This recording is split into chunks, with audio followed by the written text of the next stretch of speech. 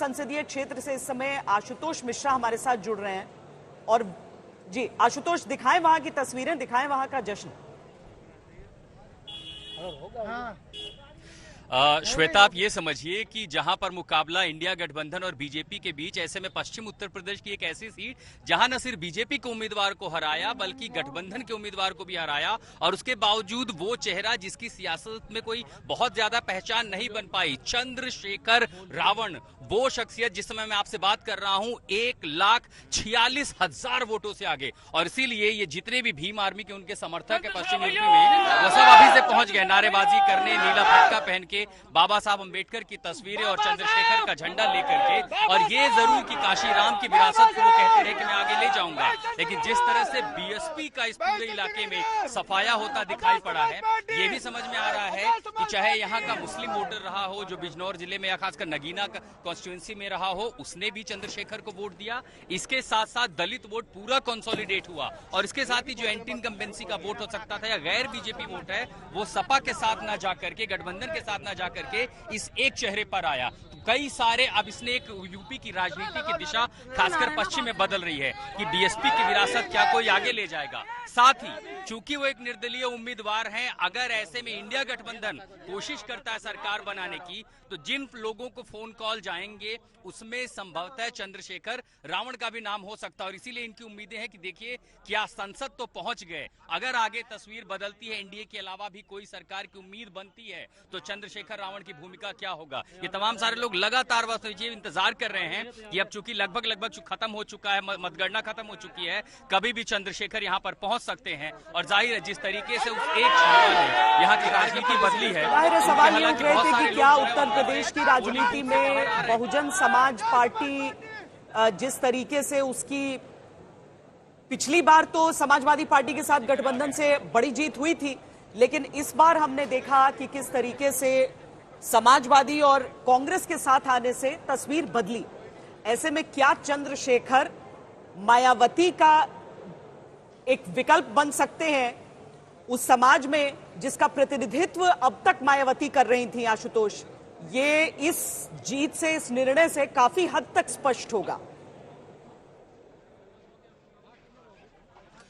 दरअसल ये भी देखा गया था कि क्या चंद्रशेखर मायावती के साथ जाएंगे, मायावती उन्हें अपनी पार्टी में अकोमोडेट करेंगी, उनके साथ समझौता करते हुए क्या कोई सीटों पर बातचीत होगी। ये भी संभावना हुई कि क्या अखिलेश यादव उनको साथ लाएंगे, क्योंकि अगर ऐसा होता है तो न सिर्फ बल्कि मुस्लिम यादव और ओबीसी तबका बल्कि दलित तबका भी एक साथ जुड़ेगा। लेकिन जाहिर अखिलेश यादव की अपनी कैलकुलेशन थी कि इनके बिना भी चुनाव में जाया जा सकता, और वो भी नहीं चाहते थे कि शायद यूपी उत्तर प्रदेश में कोई एक और दूसरा नेता पैदा हो, वो उनकी गणना रही होगी। मायावती को भी शायद ये लगा होगा कि ऐसा ना हो कि उनके इतर भी दलित समाज से एक बड़ा नेता खड़ा हो जाए, क्योंकि चंद्रशेखर को, मैं आपको यही बताऊं, सबसे पहले चंद्रशेखर को टेलीविजन पर या ये समय जनता के सामने मैं ही लेकर गया, तो मेरी रिपोर्ट थी 4 महीने बाद सहारनपुर के दंगे हुए, उस दंगों में उन्हें आरोपी बना करके राष्ट्रीय सुरक्षा कानून के तहत गिरफ्तार किया गया, और वहीं से शायद चंद्रशेखर और उर्फ रावण का ये पूरा करियर शुरू होता। और आज देखिए कि वो जीत की दहलीज पर खड़े हैं, संसद में जाएंगे।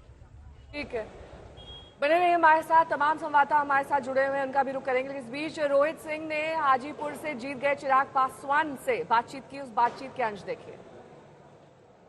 क्या लगता है, पिता की विरासत संभालने के लिए तैयार है चिराग? बहुत बड़ी जिम्मेदारी है मेरे कंधों पर, उन्हीं के नक्शे कदमों पर चल सकूं ये उम्मीद रखता हूं। मेरी पार्टी के लिए भी ये बड़ी जीत है।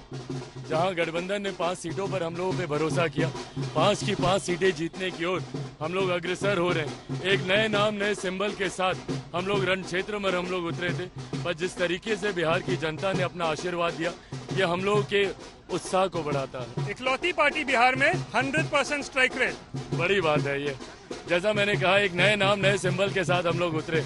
बिहार की जनता का ये विश्वास, उसमें हमेशा खरा उतरूंगा, ये वादा करता हूँ। 400 पार का लेकिन जो टारगेट था चिराग, वो पूरा नहीं हो रहा है। एनडीए की सरकार बनती दिख रही है, लेकिन बीजेपी को भी उतना बहुमत नहीं आ रहा है, क्या कहेंगे?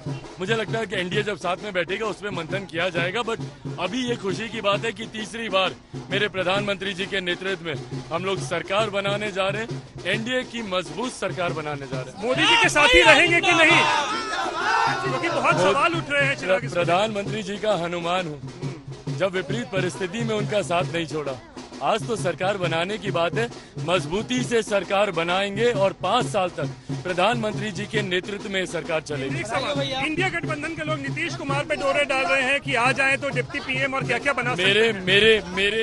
मेरे मुख्यमंत्री की एक अहम भूमिका रही है एनडीए के इस प्रदर्शन में। ऐसे में साथ में मिलकर हम लोग चुनाव लड़े थे, साथ मिलकर सरकार बनाएंगे और 5 साल तक मजबूती से इस सरकार को मैं, मेरे मुख्यमंत्री, मेरे प्रधानमंत्री, तमाम एनडीए के घटक दल मिलकर इस सरकार को चलाएंगे। सब एकजुट है, सब एकजुट है मजबूत।